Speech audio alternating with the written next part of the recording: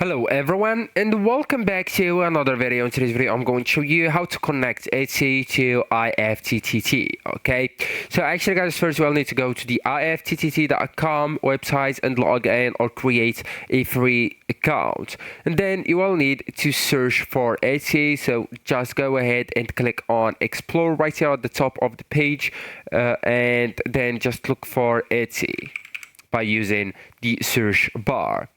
And after that you will need to click on Etsy to see the available trigger or triggers and action. Okay, so you will need at first to go and connect Etsy for seller with that one, and then just enter your account credentials or your Etsy account credentials right here. And these are the available triggers, right?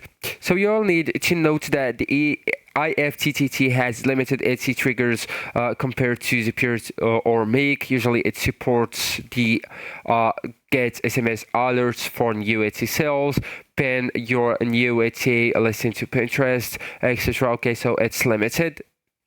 So for example, we'll go with that one, that trigger, and then we'll need to go with connect. Okay, of course you will need to have the subscription on the IFTTT Pro and to have that trigger as well. All right. Also, you can go with another one, Etsy with Google Sheets, Etsy with Facebook, Etsy with SMS, with trades, with Google Docs, with Gmail, X, Discord. You can even load more, so more apps. Okay, so you will get that Etsy as a trigger and the second app as an action. All right.